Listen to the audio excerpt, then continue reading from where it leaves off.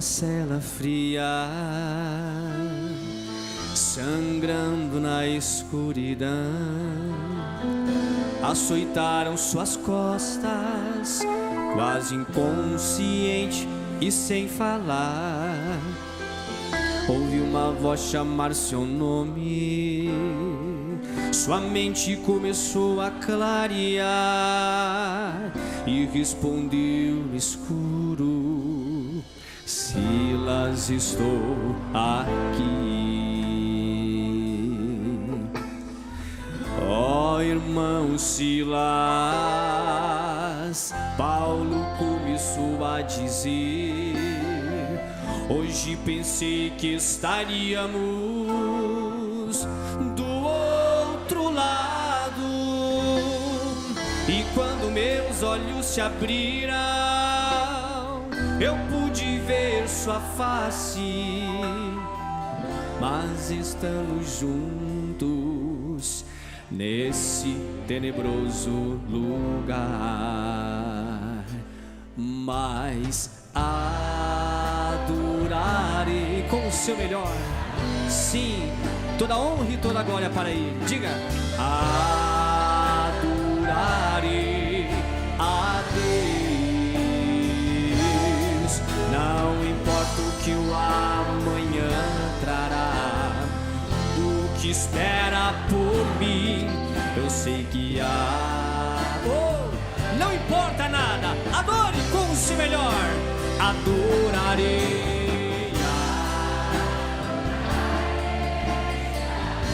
Sim. Aleluia. Adorarei a Deus.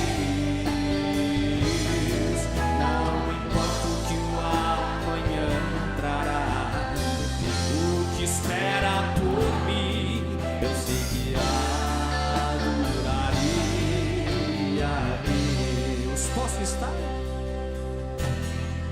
posso estar em prisões, com cadeias em meu ser, mas ainda estou livre. Diga bem forte, sim. Livre em glória a Ele, e em tribulações meu coração cantará. Ele é o Messias, Ele é digno de louvor. Os prisioneiros despertaram ao ouvir a canção. Alguns maldiziam e outros choravam, e de repente ouvi um tremor, fez a prisão se abrir. Paulo e Silas cantavam a Deus, e tudo começou a sacudir. Adorarei a Deus, oh Senhor. Adorarei a Deus. Não importa o que o amanhã trará, o que espera por mim, eu sei que adorarei.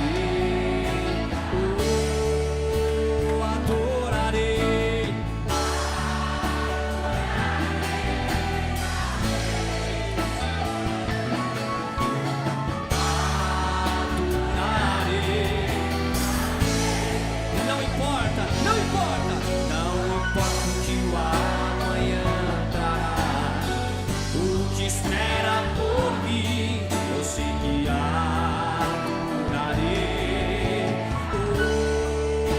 adorarei.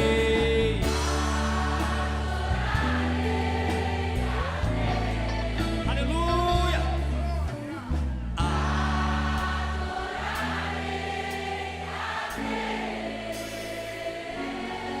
Não importa o que o amanhã trará, o que espera por mim, eu sei que adorarei a Deus. Adorarei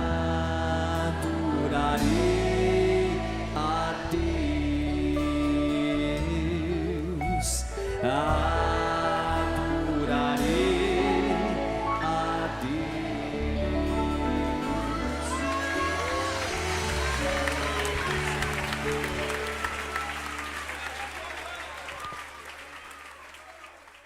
Olá, Deus abençoe a todos vocês, irmãos e irmãs da mesma preciosa fé. Pela graça do Senhor, aqui estamos para mais um programa, a Abertura da Palavra, o qual todas as segundas-feiras aqui estamos com uma porção da Palavra. E o Senhor tem sido bondoso para conosco, tem sido maravilhoso, e Ele tem neste tempo deixado que diante de nossos olhos a Sua Palavra se abra.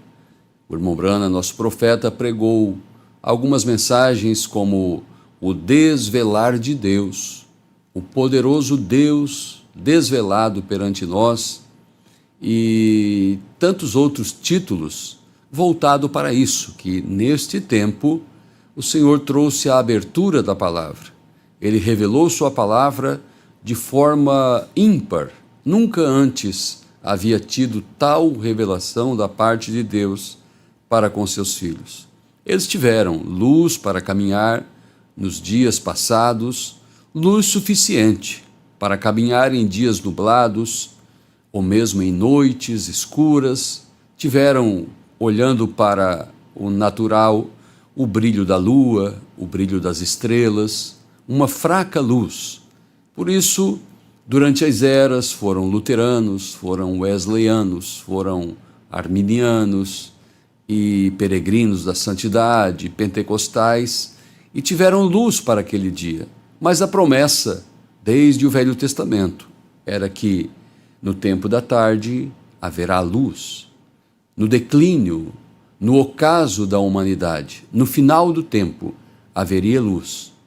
Como em Isaías, no capítulo 60 ou 61, que diz que a escuridão cobriu os povos, a escuridão cobriu a terra, mas sobre os filhos a luz brilhou, a luz de Deus resplandeceu. E neste tempo, no tempo do cumprimento desta palavra, no tempo que veio a luz, no tempo que a palavra foi revelada, no tempo do desvelar de Deus, veio para quê? Para nos dar fé de arrebatamento. Este é o objetivo, para tirar-nos da confusão, da Babilônia, do enredo denominacional, religioso.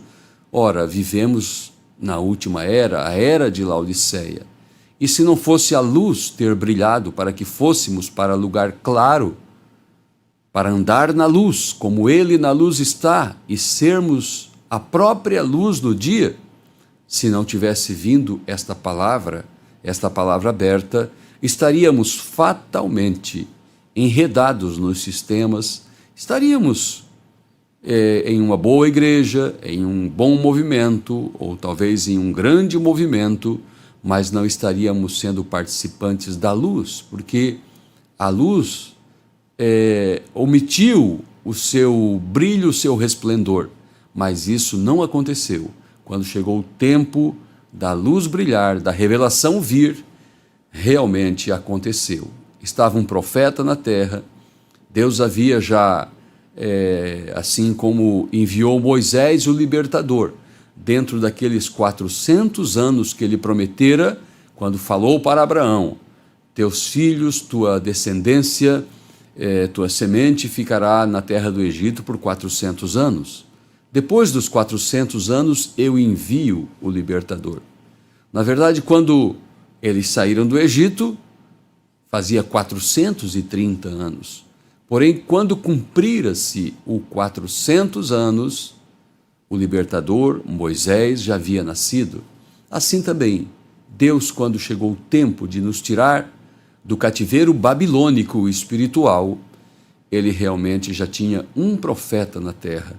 Ele já tinha preparado um de nossos irmãos, o mais velho, que viesse com um dom de ser um profeta, um vidente, e alguém a quem a palavra viria, e através dele a palavra seria irradiada, espalhada, e a luz chegaria até nossos corações.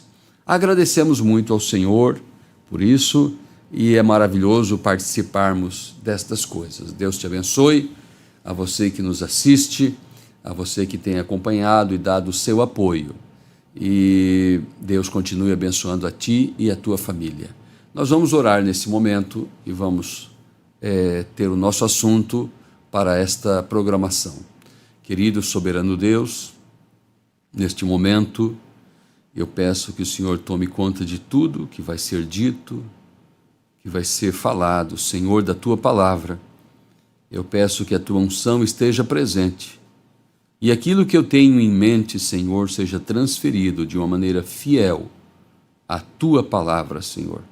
Que eu venha dizer exatamente aquilo que a Tua palavra já foi dita pelos profetas, pelo mensageiro, e eu possa, Senhor, tocar a trombeta de maneira certíssima, para que alguém na dúvida possa ser orientado ao toque da trombeta. Como disse teu servo Paulo na Bíblia Sagrada, que se a trombeta der um sonido incerto, quem se preparará para a batalha? Então que eu possa, Senhor, através, Senhor, de um pequeno dom que o Senhor tem dado, executar esse instrumento, Senhor, esta trombeta, de uma maneira correta. No nome do Senhor Jesus Cristo, assim eu peço e entrego tudo a Ti. Amém, Senhor. Graças a Deus. Nós vamos ler a nossa primeira escritura, que se encontra no livro de Marcos, no capítulo 8, sobre a cura de um cego. Nós lemos assim, Marcos capítulo 8, versículo 22. E chegou a Betsaída e trouxeram-lhe um cego. Esse trouxeram a Jesus. E trouxeram-lhe um cego e rogaram-lhe que o tocasse. E tomando o cego pela mão, levou-o para fora da aldeia e, cuspindo-lhe nos olhos e impondo-lhe as mãos, perguntou-lhe se via alguma coisa. E, levantando ele os olhos, disse: Vejo os homens, pois os vejo como árvores que andam. Depois disto, tornou a pôr-lhe as mãos sobre os olhos e o fez olhar para cima. E ele ficou restaurado e viu a todos claramente. Vimos então, através dessa escritura, Jesus trazendo uma unção dupla a este cego. Primeiramente, ele conseguiu enxergar, mas não distintamente, pois disse: Vejo os homens caminhando como árvores. Depois disso, tornou a pôr-lhe as mãos sobre os olhos e o fez olhar para cima. E perguntou se ele enxergava, e diz a Bíblia, e ficou restaurado, e via todos claramente. Nós vamos falar um pouquinho sobre esta unção para a cura da cegueira. Aqui foi literal ou natural. Um milagre, uma maravilha aconteceu na vida deste homem que era cego e voltou a enxergar. E toda a Escritura ela é ungida, e toda a Escritura ela tem um sentido.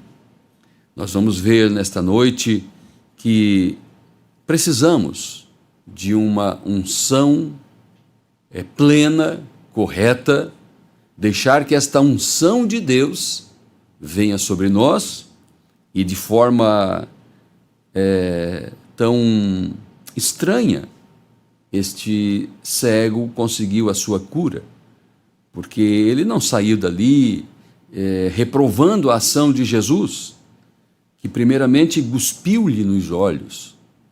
Não, o que esse homem está fazendo comigo? Eu sou uma pessoa limpa, como que ele vai proceder desta forma comigo? Não, ele estava realmente entregue, rendido e disposto a receber sua cura, mesmo que aquela maneira fora tão distinta. E depois o Senhor Jesus pôs as mãos em seus olhos. Vês, ele disse, vejo os homens caminhando como árvores. Não estava definida a sua unção. Porém, depois, colocou mais uma vez as mãos sobre ele e disse: agora olha para cima. Então depende para onde nós estamos olhando, depende a nossa posição, depende a nossa rendição, aceitação disto que veio para curar a nossa cegueira. Porque ali no livro de Apocalipse, no capítulo 3, vamos fazer leitura, no capítulo 3 de Apocalipse, versículos 17 e 18, falando desta era de Laodiceia, a palavra denuncia que eles são cegos, porque diz assim: como dizes, rico sou, estou enriquecido e de nada tenho falta, e não sabes que és um cego, desgraçado e miserável e pobre, cego e nu. Aconselho-te que de mim compres ouro provado no fogo para que te enriqueças, roupas brancas para que te vistas e não apareça a vergonha da tua nudez, e que unja os teus olhos com colírio, para que vejas. Então Deus dispõe desta unção para curar a cegueira espiritual. Eles dizem, os laodiceanos, que são ricos em bens, ricos em dons, porque dons e vocação são dados sem arrependimento, ricos em tantas coisas, mas não são ricos em espiritualidade, não são ricos com herança eterna, porque o ouro aponta para a deidade, para Deus vir morar no indivíduo e o enriquecer realmente, a ponto de, no final do caminho, dar um corpo glorificado. E não tem veste, porque a veste que é oferecida aqui é a veste da palavra. Apocalipse 12, nós vimos uma mulher vestida do sol. O sol é Cristo Jesus, e Cristo Jesus e a sua palavra é a mesma coisa. Então olha a situação deste povo que se diz tão rico, religioso e possuidor de tantas coisas, mas na verdade a palavra denuncia que eles não têm nada e além de tudo têm uma cegueira espiritual. Aconselho-te que unjas os teus olhos com um colírio. O colírio para enxergar, para ver, para entender a palavra de uma forma redentiva. As pessoas conhecem a palavra de maneira histórica, conhecem mesmo Jesus, conhecem os apóstolos, conhecem tantas coisas, mas desconhecem o Jesus, palavra revelada, o Jesus, filho do homem hoje, o Jesus, 7 olhos, 7 chifres, o Jesus, revelação. E é esta falta de visão que leva as pessoas a estarem enredados com os sistemas e achando que estão ricos. Porque, primeiramente, este personagem que vimos aqui, esse cego, ele já tinha uma visão, ele já estava ali se maravilhando com o que tinha acontecido com ele. E não, nós podemos olhar de vários ângulos este assunto. O irmão Branham nos diz que existe a visão humanística relacionada à palavra, existe a visão profética e existe a visão da própria palavra em um nível mais elevado. Mas vamos aqui abordar a visão humana, humanística e a visão profética.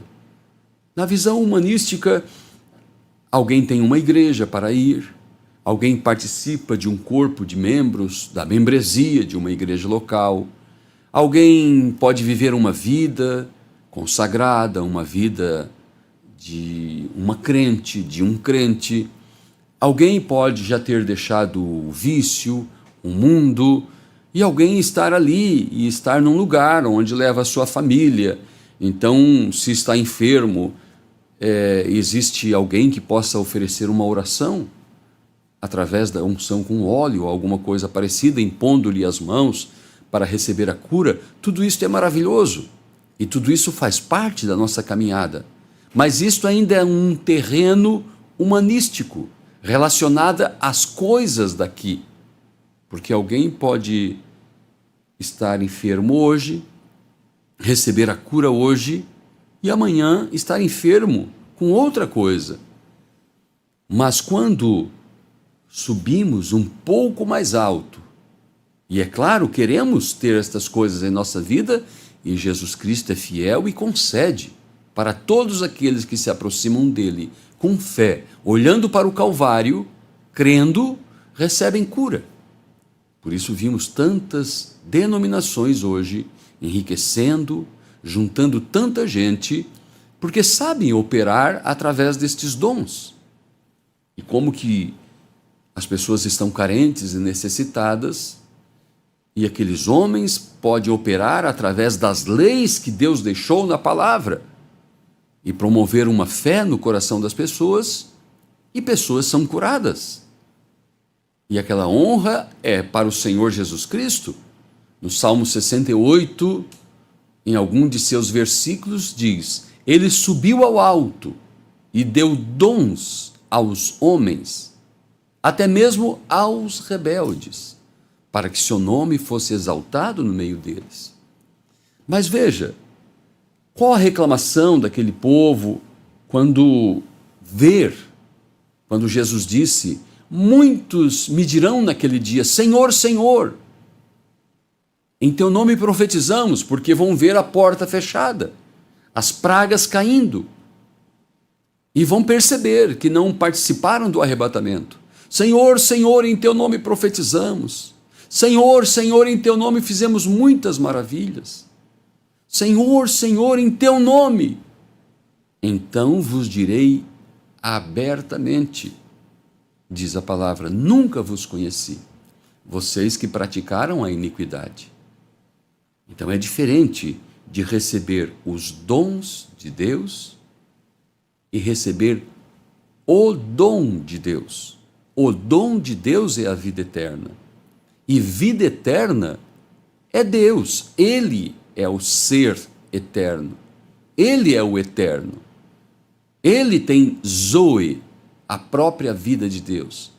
Ele, quando reparte vida eterna, é Ele mesmo que vem, uma parte de Deus, uma partícula de Deus, entra no indivíduo, trazendo um novo nascimento, trazendo o Espírito Santo e selando através da adoção espiritual.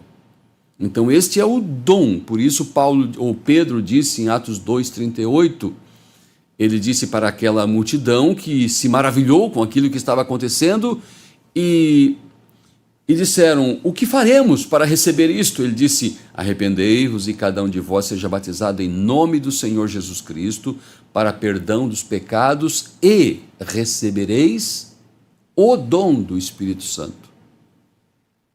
O dom é o próprio Deus, o próprio Espírito Santo, é o próprio Senhor Jesus, que disse aos seus discípulos, não vos deixarei órfãos, voltarei para vós, estarei convosco e em vós todos os dias até a consumação dos séculos. Esta é a visão profética, esta é a visão para ver distintamente, quando Jesus disse, olha para o alto, olha para o céu, não fica olhando para as coisas aqui. Estamos aqui fazendo uma comparação. Porque alguém pode ter até mesmo os dons e não ter o dom. Porque é o que a palavra diz, dons e vocação são dados sem arrependimento. A pessoa pode ter uma vocação, pode ter um dom para pregar, pode ser até mesmo um profeta, ter um dom para ser um acesso, onde o próprio Deus pode falar. Você lembra de Balaão? Você lembra daqueles profetas lá na situação de Micaías e Acabe, Josafá? E a Bíblia, ela nos dá tantos exemplos nesse sentido. Agora estamos falando que alguém pode ter uma visão humanística, mesmo da mensagem. mesmo estando numa excelente igreja da mensagem, mesmo ouvindo a palavra revelada no dia ou do dia, e a pessoa ainda estar com uma visão humanística, não ver distintamente. Longe está os laodiceanos, que rejeitaram o colírio para ver, foram cegados pela política, foram cegados pela riqueza, foram cegados pela loucura. É o que nós vimos através da propagação de seus cultos, seus ajuntamentos, como que ficaram longe da palavra, como que cegos estão espiritualmente, porque rejeitaram o colírio de Deus. Mas, se alguém vai num médico e o médico receita um colírio, receita um medicamento, um antibiótico, algum remédio ali para uma infecção, a pessoa toma 1 dia, 2, 3 e melhora. Mas o tratamento era para 7 dias. O tratamento era para 2 semanas ou para 1 mês. A pessoa sente-se um pouco melhor e para com o tratamento, de repente aquilo se fortifica. É o que aconteceu com os religiosos e é o que acontece com muitos que caminharam na mensagem, mas tomaram o tratamento só por alguns dias. Me batizei em nome de Jesus. Eu creio que Deus enviou um profeta. Eu creio que mulher não pode pregar. Eu creio na ceia apostólica. E parou por ali. E não foi adiante. E o que acontece é que aquela bactéria denominacional, aquela frieza laodiceana, pode se fortalecer.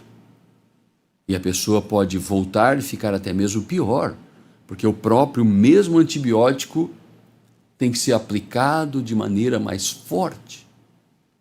Sabe, o natural sempre aponta para o espiritual. Como alguém, quando chegava lá no tabernáculo, um adorador, tinha o átrio, o lugar santo e o lugar santíssimo. Estando no átrio, já era uma maravilha, estava ali nos alpendres, exatamente no lugar onde os discípulos falaram para Jesus: olha, mestre, a estrutura do templo, quando Jesus disse: não ficará aqui pedra sobre pedra que não seja derribada. Alguém chegando, seja na mensagem, seja no evangelho, na palavra: está muito bom, vou ficar por aqui. Não, o irmão Branham nos ensina, a luz que há ali é ainda dependente do dia, se está um dia bonito. Quem sabe está um dia nublado, quem sabe está chovendo, e há pouca luz. À noite, a luz que há ali é das estrelas, se há estrelas, da lua. Mas quando o adorador saía do lugar do átrio e ia para o lugar santo, já havia uma luz diferente, que era a luz dos castiçais, os candeeiros, o candelabro que estava ali, brilhando aquela chama. Já era uma luz que tinha uma ação de Deus, porque, ora, aquele fogo que havia ali deveria ser captado lá atrás, quando Deus descia do céu para consumar ou consumir com o holocausto. Pegava-se daquele fogo e colocava lá, e era para nunca deixar apagar as lâmpadas. Então o adorador, quando saía do átrio e ia para o lugar santo, ele já estava em uma muito melhor situação. Ali estavam os pães da proposição, ali estavam os 7 castiçais brilhando, ali já havia o altar de incenso. Então o cheiro que havia ali dentro era diferente. A luz que havia ali dentro era diferente, a atmosfera que havia ali dentro era diferente, era muito melhor do que o barulhão lá de fora, as pessoas chegando, as pessoas andando, as pessoas conversando, e a luz, havia vento alguns dias, havia chuva, como falamos, mas ali no lugar santo, dentro do santuário, o adorador já era atingido por uma atmosfera diferente. Ele tinha ali o azeite, nas lâmpadas, como já falei, os 12 pães da proposição, e havia o altar de incenso, onde se colocavam cheiro suave, ervas aromáticas, e aquilo inundava o lugar. No entanto, ele tinha que dar mais um passo. O sacerdote, ele tinha que dar um passo, ele tomou sangue lá, quando entrou para oferecer sacrifício, pegou sangue lá fora, acessou através do átrio, entrou no lugar santo, mas ele deveria ir ao lugar santíssimo, onde a luz que havia lá era uma luz sobrenatural, o pilar de fogo, a glória da Shekinah, que descia ali, e ali tinha o maná da panela dourada que não se desvanecia.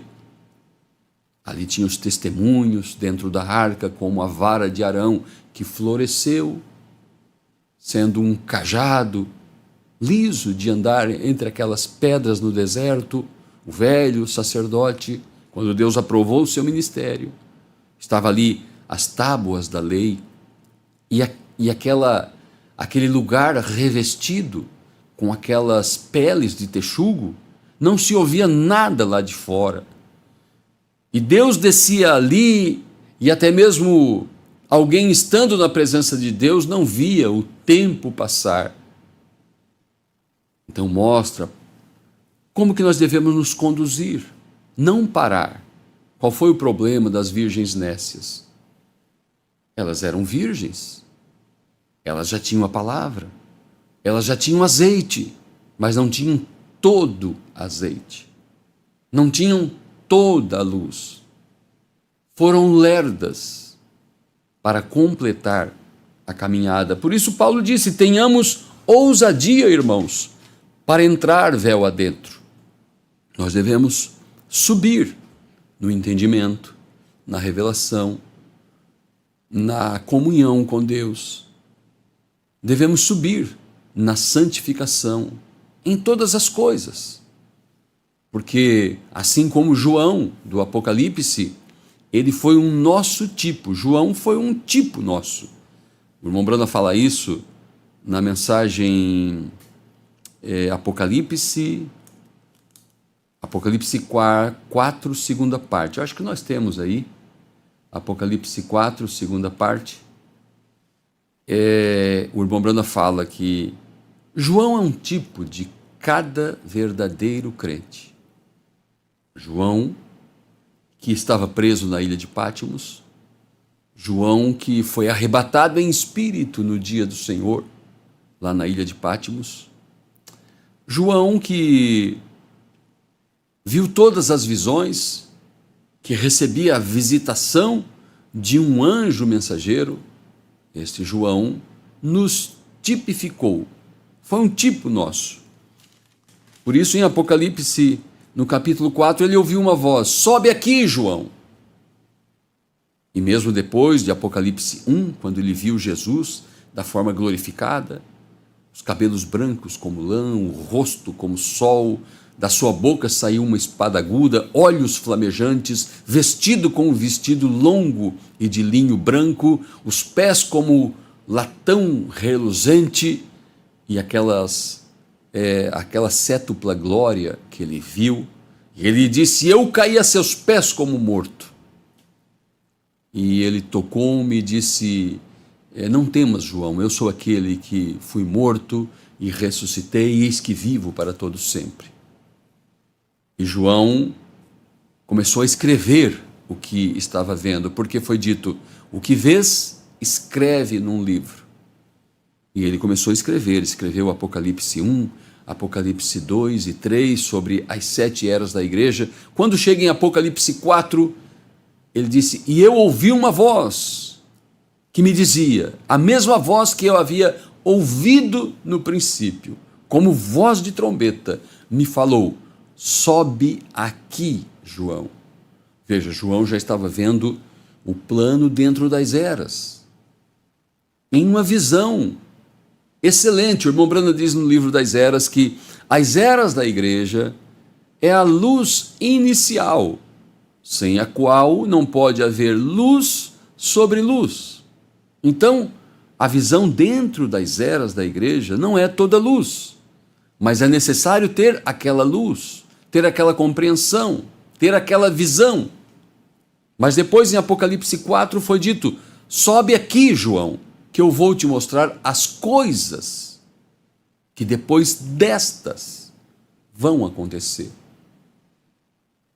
Assim como aquele cego teve 2 unções, assim como o adorador tem que dar os passos corretos para chegar lá no lugar santíssimo. E nós poderíamos ver de várias formas, de vários ângulos, como por exemplo, vamos ver do próprio João aqui em Apocalipse 21, e eu acho muito importante o que vamos ler agora, Apocalipse capítulo 21, do versículo 1 em diante. Nós vimos João escrevendo assim: e vi um novo céu e uma nova terra, porque já o primeiro céu e a primeira terra passaram, e o mar já não existe. E eu, João, vi a santa cidade, a nova Jerusalém, que de Deus descia do céu, adereçada como uma esposa ataviada para seu marido. Então eu quero que você note que João está dizendo: eu vi. E ele começa a dizer: eu vi um novo céu, e eu vi uma nova terra, e eu vi a santa Jerusalém, a santa cidade. Ele não está dizendo que alguém viu e contou para ele. Não, eu vi. Adereçada como uma esposa ataviada para o seu marido. E ouvi uma grande voz do céu que dizia: eis aqui o tabernáculo de Deus com os homens, pois com eles habitará, e eles serão o seu povo, e o mesmo Deus estará com eles e será o seu Deus. Então João não está só vendo a visão, ele está escrevendo o que estava vendo. E agora, além de ver, ele diz: eu ouvi uma voz que dizia: eis aqui o tabernáculo de Deus para com os homens. Vamos prosseguir a leitura. E Deus limpará de seus olhos toda lágrima, e não haverá mais morte, nem pranto, nem clamor, nem dor, porque já as primeiras coisas são passadas. E o que estava sentado sobre o trono disse: eis que faço novas todas as coisas. E disse-me: escreve, porque estas palavras são verdadeiras e fiéis. E disse-me mais: está cumprido, eu sou o Alfa e o Ômega, o princípio e o fim. A quem quer que tiver sede, de graça lhe darei da fonte da água da vida. Quem vencer, herdará todas as coisas. E eu serei seu Deus, e ele será meu filho. Mas quanto aos tímidos e aos incrédulos e aos abomináveis e aos homicidas e aos que se prostituem e aos feiticeiros e idólatras e a todos os mentirosos, a sua parte será no lago que arde com fogo e enxofre, o que é a segunda morte. Versículo 9: e veio a mim um dos 7 anjos que tinham as 7 taças, cheias das últimas 7 pragas, e falou comigo dizendo: vem, mostrar-te-ei a esposa, a mulher do Cordeiro. E levou-me em espírito a um grande e alto monte, e mostrou-me a grande cidade, a santa Jerusalém, que de Deus descia do céu, e tinha a glória de Deus, e a sua luz era semelhante a uma pedra preciosíssima, como a pedra de jaspe, como o cristal resplandecente. Então veja que João já tinha visto a cidade, já tinha ouvido sobre a cidade, mas agora ele disse: veio a mim um dos 7 anjos, e levou-me a um alto monte, e levou-me em espírito a um grande e alto monte. E agora ele disse: e eu vi a santa cidade. Ou seja, a mesma coisa que ele já tinha visto, que ele já tinha ouvido e que ele já estava escrevendo sobre o que já tinha visto, agora, novamente, ele foi tomado no Espírito e foi levado a um alto monte. João mudou o seu status de percepção. Ele foi tirado de um nível e levado a um nível mais alto. Por isso eu falei que lá em Apocalipse 4 foi dito: sobe aqui, João, e mostrar-te-ei as coisas que depois destas vão acontecer. E as coisas que já haviam acontecido eram as coisas sobre as 7 eras da igreja, mas agora ele ia ver em um nível mais alto, Apocalipse 4. O que vem depois das eras? Vem os selos, que mostram até mesmo as eras em um aspecto diferente de revelação. Foi onde o irmão Brando entrou ali sobre as 4 unções, os 4 cavalos e as 4 unções, o boi, o leão, o homem e a águia, em uma perspectiva mais elevada. Assim também acontece o mesmo aqui em Apocalipse 21, quando ele é tomado e ele começa a descrever minúcias da cidade que ele disse: eu vi a santa cidade. Ele viu, mas agora ele foi levado a um alto monte, como nós somos tomados em um nível mais alto de entendimento, de revelação. Porque primeiramente, quando viemos para a mensagem, lá atrás, as primeiras coisas que brotaram fortemente, saltaram das páginas da Bíblia e atingiram o nosso entendimento.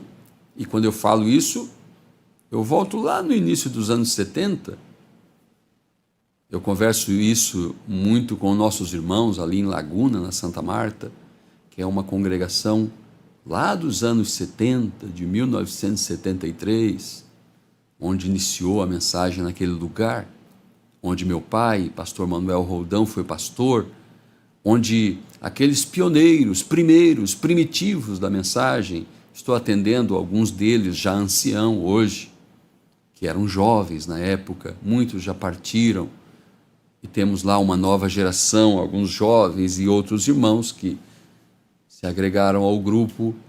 Eu falo, o que atraiu lá atrás? Batismo em nome do Senhor Jesus Cristo, a unidade de Deus, a ceia apostólica, a ordem da igreja. Deus enviou um profeta, e aqui na Mensagem das Eras, na página 295, ali dentro da era de Laodiceia, o irmão Brando diz: este mensageiro, este último, o 7º, ele virá fazer 2 coisas. Primeira coisa, ele restaurará a doutrina apostólica. Segunda coisa, ele revelará os 7 trovões de Apocalipse 10, contidos ali nos 7 selos. Então, quando alguém chega na mensagem, como chegou a primeira geração e outros hoje, são atraídos por esses princípios, por esses fundamentos, por estas restaurações. Mas o que Paulo disse aos Hebreus? Capítulo 6, ele diz: irmãos, porque deixando os rudimentos da doutrina de Cristo, prossigamos avante, não colocando de novo o fundamento. Por isso, deixando os rudimentos da doutrina de Cristo, prossigamos até a perfeição, não lançando de novo o fundamento do arrependimento, de obras mortas e de fé em Deus, e da doutrina dos batismos e da imposição das mãos, e da ressurreição dos mortos e do juízo eterno. E isto faremos se Deus o permitir. Então Paulo sabia que havia uma caminhada, havia um processo, havia níveis, degraus, estações, porque como o crente vem de justificação, santificação, batismo do Espírito Santo, como o crente vem do átrio ao lugar santo até o lugar santíssimo, da luz natural, do sol, dependendo se o dia era nublado ou não, já vem para uma luz dos 7 castiçais. Mas ele deve entrar bem debaixo da glória da Shekinah, ali no terceiro lugar, ali no terceiro compartimento. Assim também o nosso profeta, ele veio operando em um ministério de 3 etapas, que através de uma visão, Deus mostrou para ele que seriam 3 puxadas, porque ele mesmo se vira na visão em uma pescaria. A primeira puxada tentou fisgar peixes grandes, e o resultado foi um peixinho pequeno. Então ele tentou a segunda puxada, jogando o anzol lá nas águas profundas, mas não foi o suficiente. Veio novamente um pequeno peixe. Mas ele sabia que lá nas águas azuladas e profundas estavam as trutas arco-íris, os peixes grandes, e seria a terceira puxada. Esse peixe tem a ver com almas. Qual foi a primeira puxada de seu ministério? O tempo das curas, onde ele pegava na mão das pessoas e havia uma vibração ali, um dom que Deus lhe dera. E se não fosse uma enfermidade exposta, ele orando sabia o que estava errado com a pessoa. Se era um problema no pulmão, se era um problema, alguma coisa estando errado ali. E às vezes ele insistia tanto, orando por uma só pessoa. Até que veio a segunda puxada, que já foi em um nível muito mais excelente, porque não precisava tocar na pessoa. Deus mostrava uma visão. Eu a vejo mais jovem, eu a vejo uma menina e caiu do carroção e bateu a cabeça. E aquilo lhe causou um problema, e agora você, com o passar dos anos, tem um problema assim, a pessoa é verdade.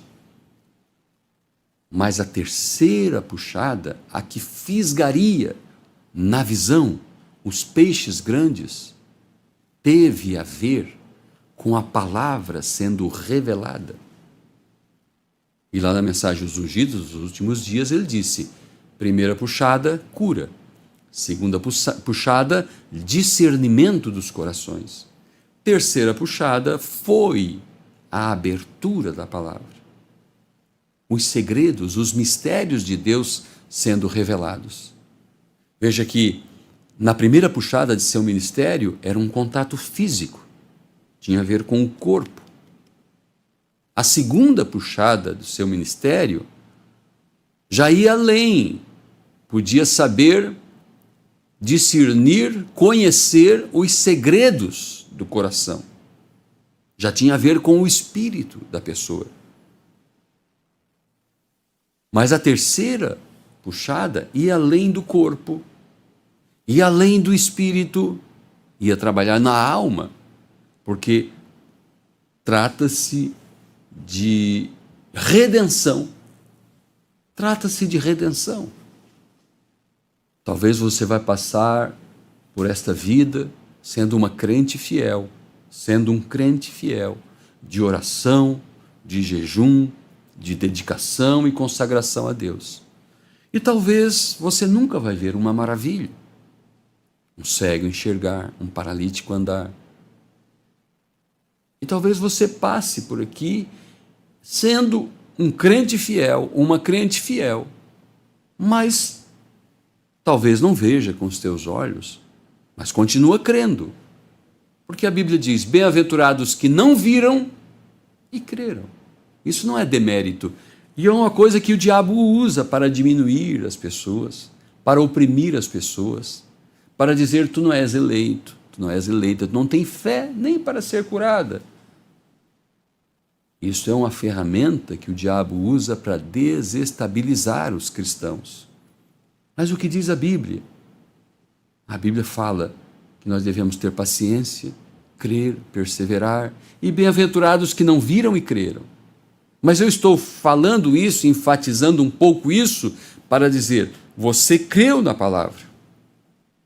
Você creu naquilo de mais precioso que Deus enviou, que foi a palavra dele revelada, aberta, a terceira puxada, a que fisgou você, porque você é um peixe grande. A palavra te fisgou. E isso tem a ver com a tua alma, com a nossa alma. Tem a ver com a redenção de nosso corpo. Além de uma cura, além de uma revelação, mas uma redenção plena. Redenção plena é para aqueles que viverão em corpos imortais. Viverão em corpos imortais. Lá em São João, no capítulo 3, Jesus falou com Nicodemos. São João, capítulo 3, versículos 1, 2 e 3. E havia entre os fariseus um homem chamado Nicodemos, príncipe dos judeus. Este foi ter de noite com Jesus e disse-lhe: Rabi, bem sabemos que és mestre vindo de Deus, porque ninguém pode fazer estes sinais que tu fazes se Deus não for com ele. Jesus respondeu e disse-lhe: na verdade te digo, que aquele que não nascer de novo não pode ver o reino de Deus. O irmão Brana nos falou dessa escritura, ele disse: ver é entender. Veja, Nicodemos estava confessando que Jesus era vindo da parte de Deus. Ele já tinha enxergado muita coisa. Ele estava crendo nele como enviado da parte de Deus e como um mestre. Mas ele não conseguia ver Jesus como Messias. Sabemos que és vindo da parte de Deus. Quando ele falou sabemos, estava relatando os religiosos, os fariseus, os príncipes, os rabinos. Sabemos que és vindo da parte de Deus, porque ninguém pode fazer o que tu fazes, curas, maravilhas, sinais, se Deus não for com ele. Daí Jesus disse, Jesus não deu um elogio. Oh, Nicodemos, eu fiquei até lisonjeado, eu sei que tu és um príncipe, ninguém havia me reconhecido, mas até que enfim alguém me reconheceu.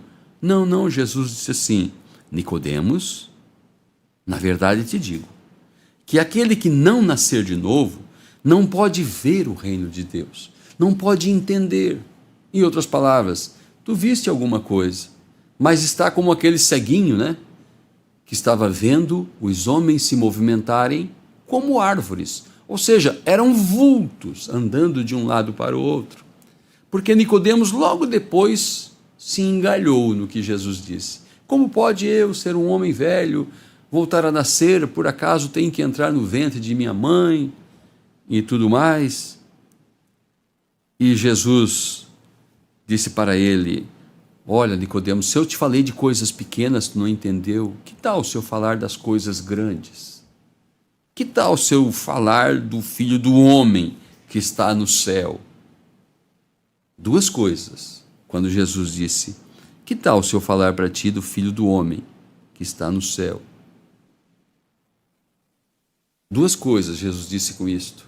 Uma, que ele era Deus, e outra, que a cegueira de Nicodemos era tão grande que ele estava ali diante do cumprimento da palavra do Filho do Homem, que era Deus em carne, e mesmo assim ele não podia ver, ele não podia entender, mesmo confessando: eu vi, sabemos que és mestre. Se você pega uma pessoa que esteve muito tempo no escuro e coloca ele direto na luz, ele vai ficar mais cego. Ele não vai suportar a luz. E tem tanta gente que viveu tanto tempo em uma cegueira, mesmo sendo um crente da mensagem e até um pregador, que quando você coloca ele na luz, ele não consegue ver, E ele começa a fechar seus olhos e ele quer ficar no escuro. Não suporta a luz, a revelação. E outra coisa, começa a brigar com a luz. Que tal alguém diante de um farol potente, de um caminhão, de um automóvel, e ao invés de ter o favor da luz, dirigindo à noite escura, ou quem sabe ali em algum lugar para clarear alguma coisa, ele se volta contra a luz. Benefício nenhum. Que bem faz o sol quando nasce para um morcego? Bem nenhum. E ele vai procurar uma caverna escura, vai procurar um lugar escuro até que o sol desapareça, porque ele não gosta do sol. Ele não suporta o sol. Jesus disse: eu vim para o que era meu, mas os próprios meus me rejeitaram. Amaram mais as trevas do que a luz. Por quê? A Escritura responde: porque a luz declarou as suas más obras. A luz declara. Quantas pessoas que têm dificuldade, que foram surdos, tiveram surdez a vida inteira. E lá com 30, 40, como eu mesmo conheci algumas pessoas, então conseguiram um aparelho auditivo. E quando a pessoa percebeu que havia um mundo de ruídos em torno dele, ele disse: não, tire isso de mim. Não quis aquilo, porque viveu em quietude a vida inteira. E não queria nenhuma voz falando com ele. Isso me faz lembrar de um título de uma mensagem do irmão Branham: A Voz do Sinal. Ele disse: as pessoas gostam do sinal, porque as entretém, as curas, as maravilhas, falando do ministério dele, mas não querem ouvir a voz. A voz acusa, a voz acorda. Ou quando estamos dormindo, um bom sono, e o despertador acorda para algum compromisso, aquilo é bom? Não. Mas você precisa ir no compromisso, no trabalho, você tem um horário marcado. Então a mente começa a lutar para ficar ali adormecida. Mas o que diz a Escritura: desperta, tu que dormes entre os mortos, e Cristo te esclarecerá, te dará visão plena. Nossa visão é progressiva. A cegueira de Laodiceia foi progressiva, porque Deus prometeu que daria colírio para curar a cegueira. Então ela não estava totalmente cega ainda. Lembramos, os laodiceanos são os pentecostais, que tiveram aquela tremenda visitação de Deus lá no derramamento dos dons, do início dos pequenos iniciais dons. Quando veio o dom maior, que era um profeta com a palavra para os corrigir, eles não quiseram deixar as coisas de criança, os brinquedos de criança, a vida de criança. Queriam ficar com os dons. Não quiseram crescer e tomar compromisso. E o que aconteceu é que se tornaram esses bebezões aí, mimados pelo sistema. Mas Deus deu a sua palavra. Ao invés de eles adquirirem e colocarem o colírio da revelação, para poder ver as coisas como um homem, com a inteligência de um adulto, espiritualmente falando, não quiseram o remédio e se tornaram cegos. E a nós o Senhor foi nos fazendo crescer, como João e assim por diante. Quando chegamos na mensagem, nos maravilhamos com os rudimentos, com a restauração, mas não é tudo, é somente a base. Viemos para a abertura da palavra, a revelação dos selos, o estrugir dos 7 trovões. É disso que estamos falando. Temos uma caminhada, e esta caminhada é maravilhosa. E como diz a Escritura, O caminho do justo é como a luz da aurora, que vai brilhando mais e mais até ser dia perfeito. Como disse Oséias, conheçamos e prosseguimos em conhecer ao Senhor. Querido e soberano Deus, louvado seja o teu nome, Senhor. Agradecemos, ó Pai, por tua palavra, Senhor. Agradecemos pela clareza da tua palavra, Senhor, pela revelação a nós enviada.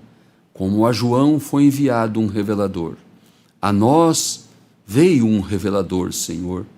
Veio um profeta com a tua unção, Senhor, de cura para a cegueira. E nós aceitamos e estamos vendo perfeitamente, contemplando as tuas maravilhas, Senhor. E, na verdade, maravilhados estamos, Senhor, com o teu proceder.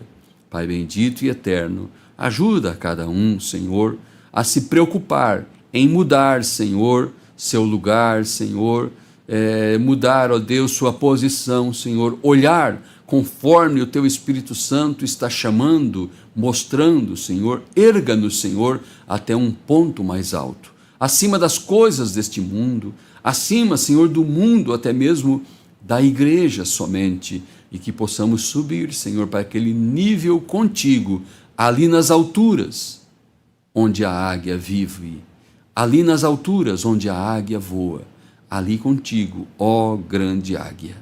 No nome do Senhor Jesus Cristo, eu te agradeço e abençoo, Senhor, neste momento, meus irmãos e minhas irmãs que me ouviram, me acompanharam. Conceda uma graça, Senhor, especial a cada um, em nome do Senhor Jesus Cristo. Amém, Senhor.